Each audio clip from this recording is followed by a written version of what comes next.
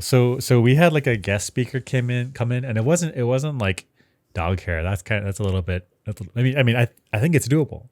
But we use like cotton, Co- or maybe it was like lamb's wool or something. Anyway, the guest speaker brought in like a whole bag of just fucking loose fibers, and then they were talking to us about like colonial times or some shit, and like it was full on like this, I don't know, maybe 1 cubic meter wide wheel and like a foot pedal, and you rock it, and then it like spins the thread and you twist it, makes a long fiber. So it was like pre-industrial revolution type stuff. So I doable. mean, I think it's doable, but you still need those machines to help you make it. You're not just gonna be like, oh, I found some hair. Let me go use the machine to create yarn. I mean, you don't have those available, right? There's, by machine I mean like wooden machine. Like it's real primitive. But even then, I think the more primitive version of this was just like it was essentially a top.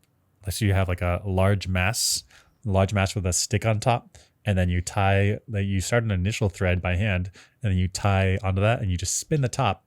And as the tension drops down, it keeps winding this thing together. How do I know that? We were in the library. We learned this. The guest speaker met us in the library. So I mean, really, when shit goes down, go to the library, learn some. Well, I'm concerned that if you want enough of this thread that's good enough quality to repair backpacks and pants and You're shirts gonna have and to shave. whatever. You're gonna have to Well, I'm shave just everyone in saying, the community to get their hair. yeah, and you're gonna have a community. You're gonna have people working sort of full time, making the quality and efficiency of this high enough that it can be used in the field, which means you can have separation of labor, which means you've got an actual settlement. Is that realistic? I guess if you can find that kind of coordination. I see what you're saying. So you need to gather people around with enough supplies such that you can separate people's jobs. You can assign someone like, "Hey, you make yarn. Give it to grandma. She makes the cat hair hats." And in the apocalypse, organizing society in that manner is going to be extremely challenging. I have never seen in TV shows or movies where they're like, oh, yeah, let's look at this separation of labor and the specialization.